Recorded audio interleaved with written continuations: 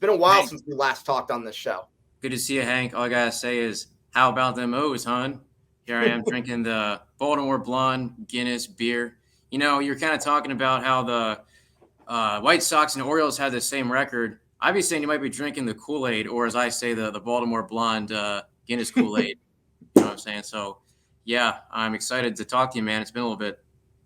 Yeah, no, for sure. I was hoping to get you on earlier this season during a Yankee series, but it's funny. I think the timing probably worked out better just because, the Orioles had that surprising run. And, speaking of that surprising run, I've mentioned that I would have been shocked at the White Sox if they had the same record as the Orioles at the end of the All-Star break. Now, what if I were to ask you before the season that the Orioles would finish at 500 right at that All-Star break? What Yeah, would I your think it's a, reaction be? Would you I have think it's looked a at me fair like I had question. three heads? It's funny, all this talk about money, and the Orioles end up having less of a team payroll than Carlos Correa or Max Scherzer in their entire contracts. So, I mean, but all seriously, though, it's been really fun so far as a fan in this long rebuild. As you know, last year was brutal with a rough stretch where we ended up losing 19 games in a row at the end of the summer. I believe last time I talked to you, Hank, I think I was pretty hopeful saying we could avoid 100 losses. That obviously did not happen. However, I've believed in Brandon Hyde and Mike Elias to be there and build this new team coming up. Obviously, our talent bottomed out after Buck Showalter and Dan Duquette ended up leaving. But if you watch this team this year, you'll definitely see a lot more of a chemistry and a belief that these guys can win and then eventually out of a game. I mean, many of their wins have come with the final out or even later in the extra innings. So I've got to say, I haven't really been this excited as a fan since 2017, which was, the last year that we still thought we could compete, even with we ended up finishing in last place that year, but we still had Manny Machado, Jonathan Scope, Chris Davis, Mark Trumbo, the guys that really got me excited while I was a big O's fan back, the last couple of years. So, yeah, I'm excited to see where this thing goes, man. I can't wait. Yeah, for sure. And I think one of the big catalysts that came up of players on the Orioles during this big win streak, in my opinion, is Adley Rutschman. I mean, this is a guy who I know we talked about him last year. He was one of your top prospects in your system, and he's a guy that I know you've probably been waiting a while to see. And now he's come up and he's had a really big impact on the Orioles. He could very well be your catcher for many years to come. Talk to me a little bit about how he's impacted the Baltimore Orioles. Oh, absolutely. He's been a key contributor to the turnaround of this team so far. I was looking at some articles that are written. So previously, the Orioles were roughly 16 and 24 the day he got called up, and now they're 30 and 22 since he's been here. Now, there's probably a little bit of other things going on in the meantime, but you have to look at the impact he's had. Maybe not so much his overall offensive production, but you look at some of the clutch hits he's made over the last couple of months. Just July 4th against Texas, he had a big game-tying RBI in a game we won in extra innings. And then that amazing comeback win on July 8th against the Angels. I believe he drove in Rougned Odor to set us up for Trey Mancini to hit that walk-off double. And then he had a game-tying home run in the 8th inning against the Rays on July 16th, and then a go-ahead sacrifice fly in the 10th on that day as well. He's also just been super excited to be there. I mean, you even saw on opening day where the guy takes off his mask and just takes a look around and embraces the moment. And you really feel like he is the face of the franchise. And the comparisons are being made, of course, to Matt Wieters, a similar, kind of height behind a catcher, a switch hitter. And then Buster Posey, obviously the face of the Giants dynasty for years. Now, obviously, Posey was on a more talented roster when it came up. And Rutschman is still coming into his own, but I really think he can be the guy for years to come and just really be the face of the clubhouse and really lead these pitchers to have a big turnaround, which I'll get to in a little bit about this pitching staff and how they've improved so much from last year.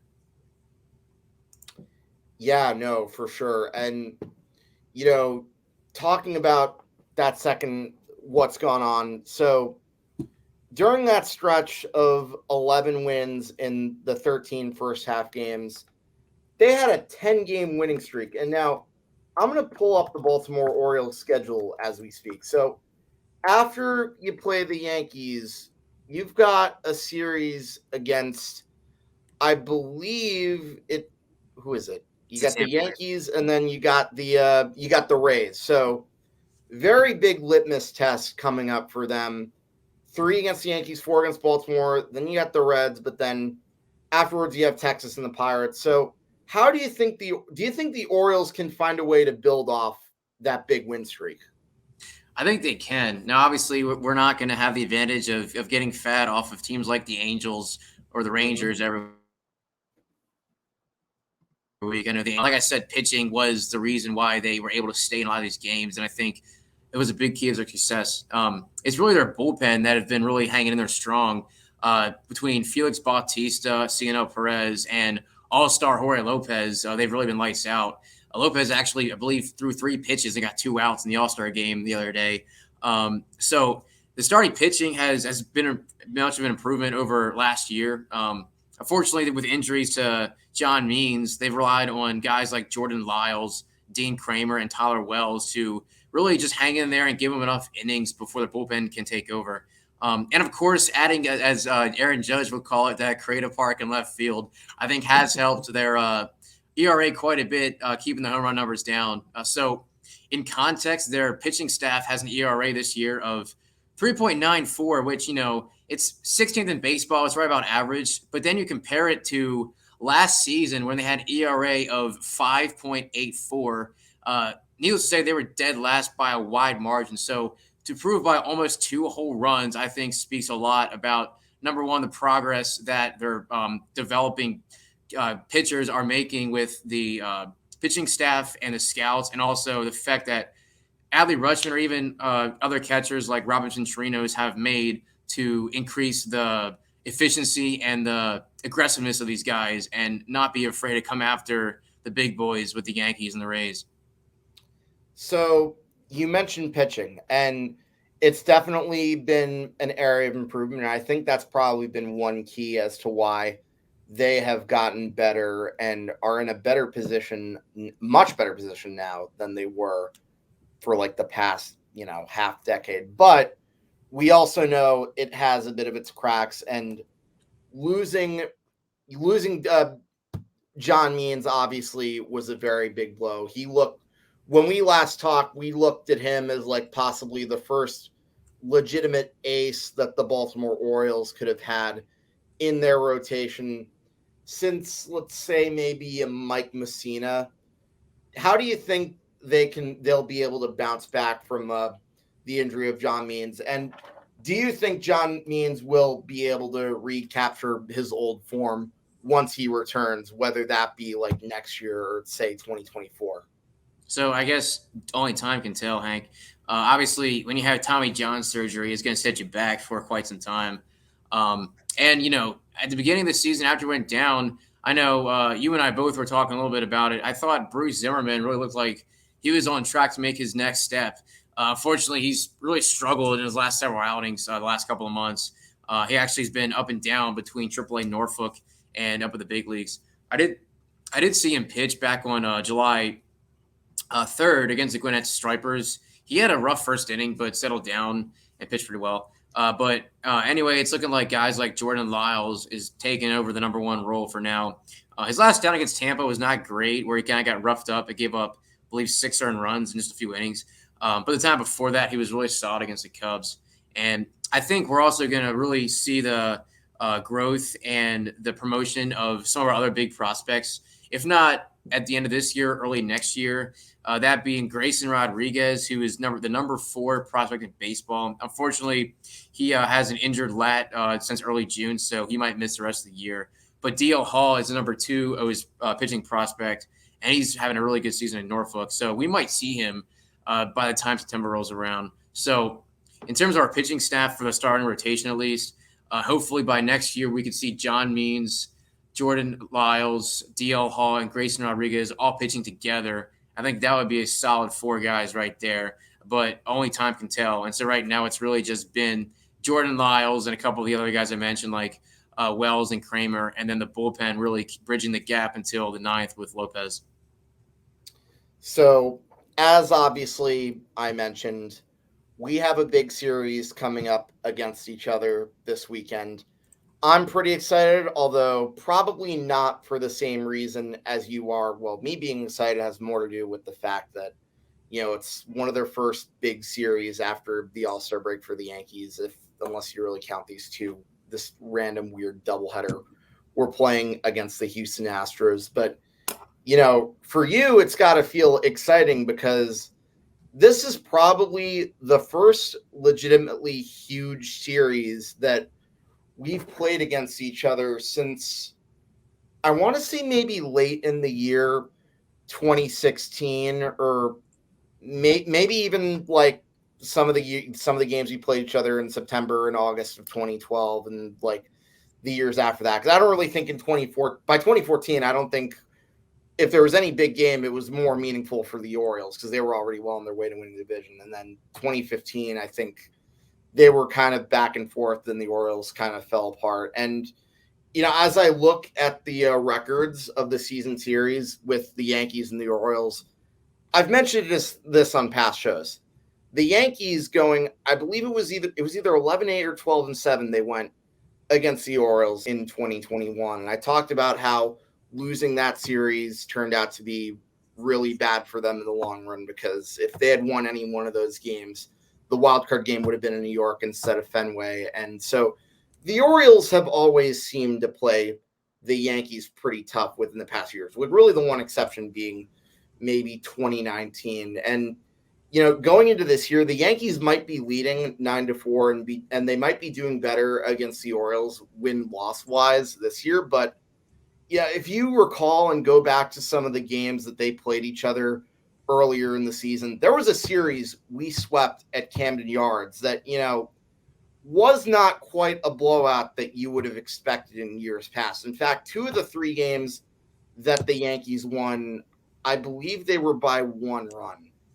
And then you had like a Yankee Stadium series that also kind of went back and forth down to the wire. And then the last series we played at Yankee Stadium, you had that one game where Garrett Pohl pitched like really well. He went 7 innings. He had like 10 strikeouts, and the Yankees still found a way to lose. But then they somehow stole that third game in that series. That was the game where they won at 11, and Jose Trevino hit a walk-off single. So I don't know about you, but I have a feeling this is going to be a much closer series than a lot of people anticipate. Are you getting that same vibe going into this weekend? Yeah, I'd say I am. As you already mentioned, Hank, even though the Yankees currently lead the series 9-4, a lot of these games have been very close, where it's been 1 or 2 runs, and in the 9th inning, you got the tying run coming up. I think the big thing for the Orioles is for the Baltimore faithful to show up big at Camden Yards. We saw the last couple of games going into the break that the fans started to make some noise on social media and then start to bring it to the game.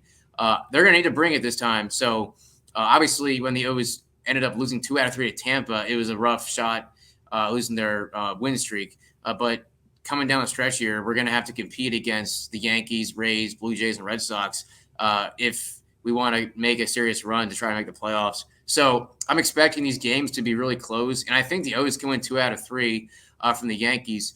It all just depends, like I said, a lot of it on the pitching to hold up and then getting these timely hits. Going into some of the guys that I'm really key on are Austin Hayes and Cedric Mullins. Mullins obviously having that huge season last year. He's cooled off a little bit this year, not having that 30-30 season, but he's still showing off his athleticism, especially on the base paths and in center field.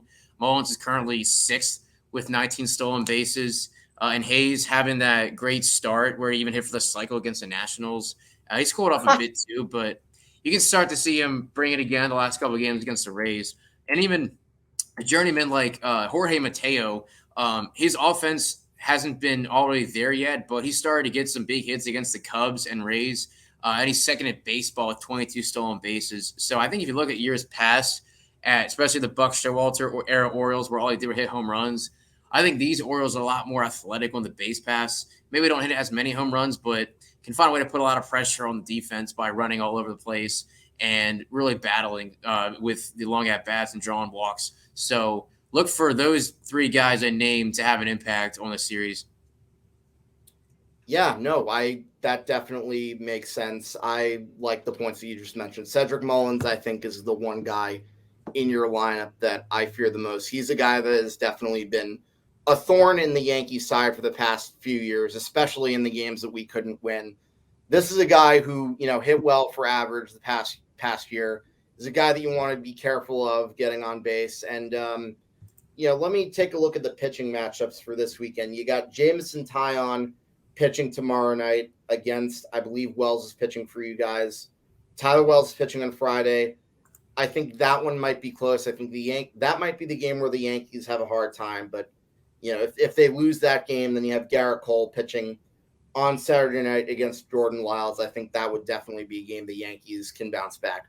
Should they lose the first game, and then game 3, you got Nestor against Kramer. And I mean, look, this is a game that could really go either way. But I think biased or not, I'm probably going to take the Yankees to win the series. But with that being said, even if somehow the Yankees are able to sweep these 3 games in Baltimore, it's not going to be easy. And I am expecting some very close games. I'm expecting maybe a 1 or 2 run game in at least 2 of the 3 games. So I think it'll definitely be a good series. And I would imagine there's going to be probably a playoff-like atmosphere in Baltimore. I mean, I know I love to give you guys a hard time with us invading your ballpark, but I'll give you guys credit. You guys are going to be bringing the noise this weekend with like half the orange, although you'll still see some cockroaches wearing pinstripes. So should be a lot of fun. But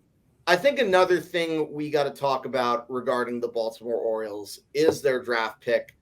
Jackson Holliday was taken number 1 in the draft. And at the risk of going on a tangent, I do want to give another fun fact. This is probably one of the first drafts I can think of where the first 2 players that were taken are sons of major leaguers. You got Jackson Holliday, of course, being the son of Matt Holliday, a former Yankee, albeit very briefly, and Drew Jones being the son of Andrew Jones, who also, interestingly enough, was briefly a former Yankee, but again, not for a very long time. Both of them are remembered for things that they did elsewhere, but both of them were great ball players. And what was going through your mind when you heard the Orioles make the announcement that they were taking Jackson Holliday? Well, the first thing I gotta say is I hope Jackson Holliday is not a former Yankee when he's all said and done. Yeah, no, but in all seriousness, I was very excited. The guy was on an absolute torrid pace in high school. The guy had OPS of over 2 with like batting over 600 with like 70 something RBIs. So obviously he's got potential. Now he's only 18 years old. As most of these guys in the top like 5 I saw were all very young. So unlike Adley, who got drafted out of Oklahoma State or believe me, Oregon State in college. A lot of these guys are a lot more younger, so they're probably going to be a little bit younger when they make their call up to the big leagues versus Adley, who's now 24. So I gotta say, I think getting a shortstop is really going to be big for us. Obviously, we got Gunnar Henderson, who's the next big third baseman that's going to be on his way up. But middle infield has kind of been, the last couple of years, a revolving door between Mateo and former Yankee Rougned Odor, of course, as well as some other guys like Ramon Urias, kind of between third and second base and shortstop, and then Tyler Nevin and some other guys. But I think, Holliday, once he gets going and makes the big leagues, him and Adley Rutschman will be there, and hopefully alongside Cedric Mullins, Austin Hayes, and some of the other big guys that I'm really excited that are now having a big year. So I'm excited, and I think he's going to be a great player once he gets called up. Yeah, for sure. It's going to make me feel old to see like more major leaguers that are the sons of guys that we grew up with playing, but I think it's pretty cool that he's getting his chance. And who knows, maybe he'll be another guy that could very well be a thorn in my side for many years to come. And who knows, maybe we bring back what's kind of been a sporadic rivalry. I mean, I think the only really times where the Yankees Orioles have been big in terms of the rivalry, probably in the 70s when you had Earl Weaver and Billy Martin, and then the 90s when you had the Jeff Mayer thing, and then 2012. But yeah, I think definitely you guys seem to have a pretty bright future. And I think definitely it seems to me like the Orioles are going about their rebuild definitely better right now than say in years past. So I guess I'll be nice to you and say best of luck, even if, I'm going to be pulling very hard for my beloved New York Yankees to be winning the series. But, you know, as always, though, I want to thank you again, Brady, for coming on and sharing your opinion on the Orioles. You're pretty much my resident Baltimore Orioles expert when it comes to this show. I mean, you're the one person I know of who like really has been researching a lot of their minor leagues and watches their games like day in and out. I know your buddy Marty's like a big fan too, but like Marty like was the one that told me how hardcore of a fan of the Orioles we were, and I'm glad we've been staying in touch and keeping up and talking about like the Orioles and this whole division stuff. So Brady, thanks again for taking the time to come on. Always a pleasure. Absolutely, Hank. Yeah, and maybe one of these days we got to catch a game, you and I together, either at Yankee Stadium or Camden Yards. And last thing I got to say, always Oh talking yeah. about the farm system. Make Brandon Hyde the manager of the year. I know the O's are a 500 team and they might not make the playoffs, but you take a team that had 52 and 110 losses that now be in the mix 3.5 out of a wild card. It's really showing remnants of that 1989 Why Not Orioles. So if Brandon Hyde is not in your top three for manager of the year, there's something wrong. Oh my gosh. I couldn't agree more with that. And yeah, I'm glad you brought that up because I forgot to mention this Orioles squad kind of has that feeling of like the 89 team that, bounced back dramatically after that 54 win season. That was actually the year they started off. I believe it was 0-22 or 0-23 they started that year off with both Ripkins and the father as the manager, but they went on to win 89. They came within like the last weekend of the season, but just missed out on the division against the Toronto Blue Jays. And I guess you could say the 2012 team is kind of similar to this one in the sense that they've been another big surprise. But yeah, for sure. I would definitely, that would be awesome if one day our paths crossed and maybe I drive down to Baltimore, or hey, if you're always welcome up here in New York to Yankee Stadium. I'd be more than willing to get you around if you ever show up to the Bronx again.